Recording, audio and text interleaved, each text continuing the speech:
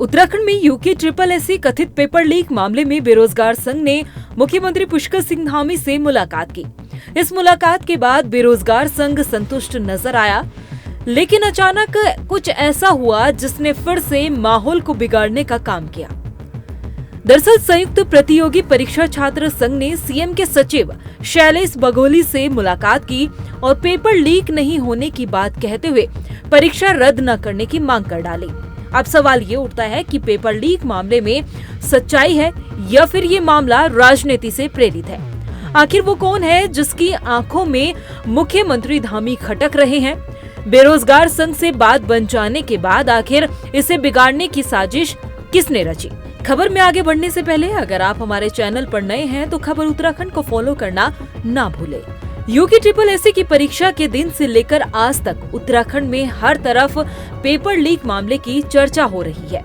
आयोग के अध्यक्ष ने भले ही पेपर लीक से इनकार कर दिया हो, लेकिन युवाओं का भविष्य और गुस्सा देखते हुए उत्तराखंड के मुख्यमंत्री पुष्कर सिंह धामी ने मामले में हर तरह से जांच करवाने की बात कही। बीते दिन जब सीएम पुष्कर सिंह धामी ने बेरोजगार संघ के साथ मुलाकात की, तब दोनों के बीच बात बनती दिखी। हमने राज्य में नकल माफियाओं को अंकुश लगाने के लिए देश का सख्त नकल विरोधी कानून लागू किया है, जिसके परिणाम स्वरूप पिछले 4 वर्षों में 25,000 से अधिक युवाओं को सरकारी नौकरियां प्रदान करने में हमें सफलता प्राप्त हुई है।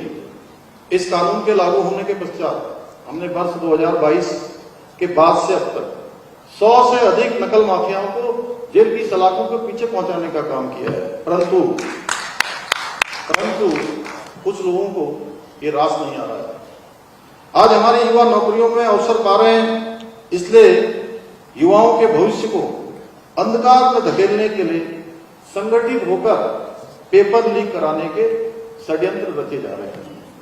कोचिंग माफिया और नकल माफिया एक होकर राज्य में नकल जहाज छेड़ने का प्रयास कर रहे हैं, जांच से पहले ही प्रदेश में अराजकता फैलाने का प्रयास कर रहे हैं। लेकिन मैं आप सभी उन सभी नकल माफियाओं को, उन जिहादियों को बता देना चाहता हूं कि हमारी सरकार राज्य में नकल माफियाओं को जब तक मिट्टी में नहीं मिला देगी तब तक हम चैन नहीं करेंगे। मुख्यमंत्री से मुलाकात के बाद बेरोजगार संघ के अध्यक्ष राम कनवाल मीडिया से बात करते हुए संतुष्ट नजर आए। अब सवाल ये है कि जब बेरोजगार संघ और सीएम पुष्कर सिंह धामी के बीच बात बन चुकी थी, फिर इसे बिगाड़ने का काम किसने और क्यों किया? सीएम पुष्कर सिंह धामी बेरोजगार संघ की हर बात मानने के लिए तैयार थे। यही कारण है कि दिन के समय बेरोजगार संघ के अध्यक्ष ने संतुष्टि जताते हुए मीडिया से बातचीत की, लेकिन रात होते होते हुए आखिर फिर से माहौल कैसे बदल गया? अभी हम पुष्कर सिंह धामी जी से मिलकर ही आ रहे हैं। उन्होंने अभी हमें बुलाया था, हमारा डेलीगेशन गया था, उनसे मिलकर आया है। और मुख्यमंत्री पुष्कर सिंह धामी के जो शब्द हैं कि सिर्फ 3 पन्ने बाहर थे, तो मुख्यमंत्री मान रहे हैं और इनके मंत्री विधायक नहीं मान रहे हैं, तो ये बड़ा दुर्भाग्यपूर्ण है। मुख्यमंत्री हमें ये आश्वासन दे रहे हैं कि हम जो आपकी मांगे हैं उस पर हम काम करना शुरू कर चुके हैं, उस पर हम जल्द से जल्द काम शुरू करेंगे। लेकिन जो मुख्यमंत्री पुष्कर सिंह धामी ने नकल रोधी कानून बनाया था, उसका ढिंडोरा पीटा था, आज तक वो नकल रोधी कानून के तहत एक नकल माफिया पर मुकदमा दर्ज नहीं होता है। पहला हाकम सिंह है जिस पर अब मुकदमा दर्ज हुआ। तो हम ये कह रहे हैं कि हम मुख्यमंत्री के आश्वासन को कैसे मान लें, कैसे हम उनके आश्वासन को मान लें।